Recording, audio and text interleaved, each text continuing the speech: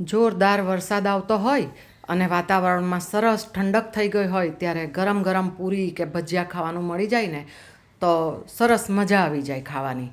તો આજે આપણે પણ મગની દાળ ઉમેરીને પૂરી બનાવીશું અને સાથે કેરીનો રસ અને સરસિયા ખાજા પીરસવાના છીએ.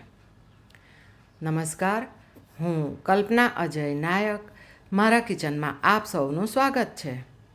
સૌથી પહેલાં તો આ અડધો કપ જેટલી પીળી મગની દાળને મેં 2 કલાક પહેલાં પલાળી રાખી હતી અને દાણો સરસ સોફ્ટ થઈ ગયો છે. તો આ પાણી આપણે કાઢી નાખીશું અને ત્યારબાદ દાળને મિક્સર જારમાં લઈએ.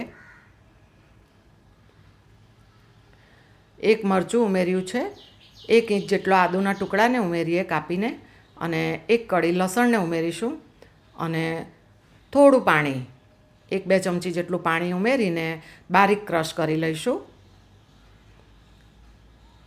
જુઓ, આ રીતે ક્રશ કર્યું છે. હવે એને બાજુ પર રાખીએ અને એક બાઉલમાં આપણે ઘઉંનો લોટ લઈશું. તો આ રોટલીનો ઝીણો લોટ આવે એ છે, તો 3 કપ ઘઉંનો લોટ લઈએ. 2 ટેબલસ્પૂન જેટલું ઘીનું મોણ ઉમેરીશું. તમે એકલા તેલનું પણ ઉમેરી શકો અને 1 ટેબલસ્પૂન જેટલું તેલનું મોણ લઈએ અને મોણને સારી રીતે બધા લોટમાં મિક્સ કરીશું. મુઠિયા પડે એ રીતનું મોણ ઉમેરવાનું છે. હવે મસાલા ઉમેરીએ તો 1/2 ટીસ્પૂન હળદર છે, 1 ટીસ્પૂન જેટલું લાલ મરચું છે. આપણે ક્રશ કરવામાં પણ 1 મરચું ઉમેર્યું હતું અને જીરું ઉમેરીશું 1/2 ટીસ્પૂન જેટલું અને 1 ટીસ્પૂન અજમાને હાથ વડે ક્રશ કરીને ઉમેરીએ અને 1 ટીસ્પૂન જેટલા સફેદ તલ ઉમેરીશું. સ્વાદ પ્રમાણે મીઠું છે અને મસાલાને સારી રીતે મિક્સ કરી દઈએ.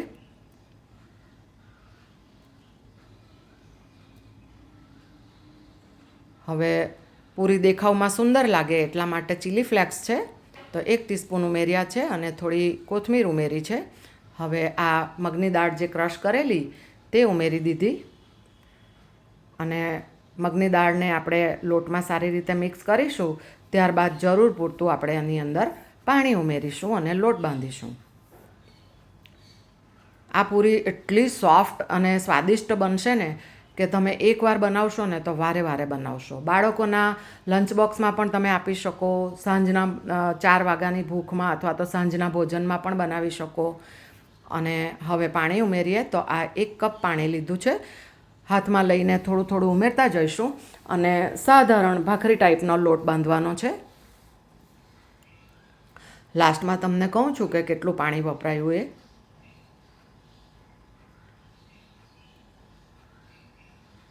સાધારણ તેલ હાથમાં લીધું છે અને લોટને સુવાળો કરી લઈશું અને આ રીતનો લોટ તૈયાર કરવાનો છે.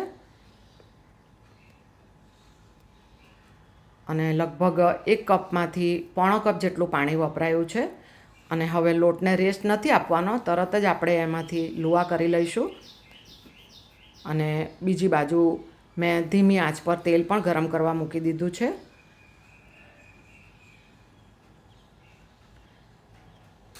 આ પૂરી સાથે હું ખાજા પીરસવાની છું કે જે હું રેડીમેડ લાવી છું, પરંતુ ઘરે ખાજા કેવી રીતે બને એકદમ સરસ જાળીદાર એવા, તો એની મેં ચોક્કસ ટિપ્સ અને માપ સાથે આ રેસિપીનો વિડીયો આ ચેનલ પર મૂક્યો છે અને એની લિંક ડિસ્ક્રિપ્શન બોક્સમાં આપેલી છે, તમે ત્યાં જઈને જોઈ શકો છો. તો હવે પૂરી વણી લઈએ. નોર્મલી આપણે પૂરી વણીએ એ જ રીતે પૂરી વણવાની છે. સાધારણ થિકનેસવાળી નોર્મલ મસાલાવાળી આવી પૂરી તો આપણે બનાવતા જ હોઈએ, પરંતુ કંઈક નવું બનાવીએ ને તો બાળકોને તથા પરિવારને પણ ખૂબ પસંદ આવી જાય.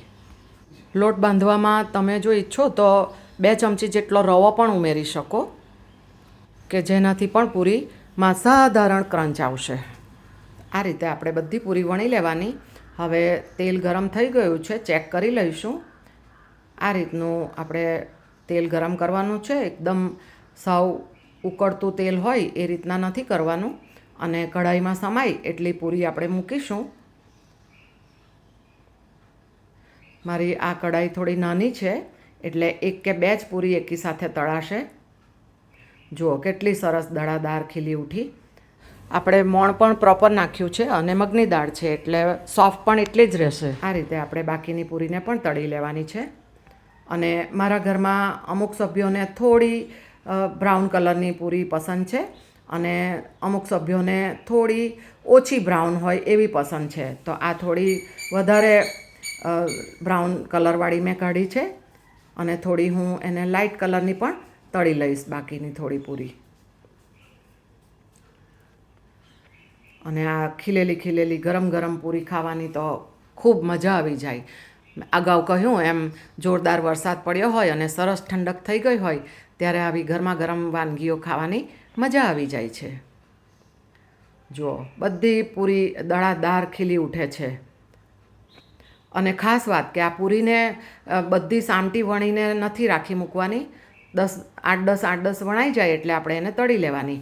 આ થોડી પૂરી હું અગાઉ કહ્યું એમ થોડી આછા કલરની તળી લઉં છું. પૂરીમાં ઉમેરેલ તમામ ઇન્ગ્રેડિયન્ટ્સનું લિસ્ટ મેં ડિસ્ક્રિપ્શન બોક્સમાં આપેલું છે, તમે ત્યાં જઈને જોઈ શકો છો.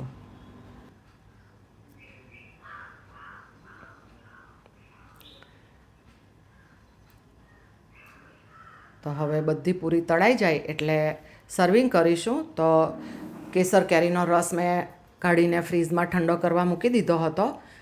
તો પહેલાં પૂરીનું સર્વિંગ કરીએ.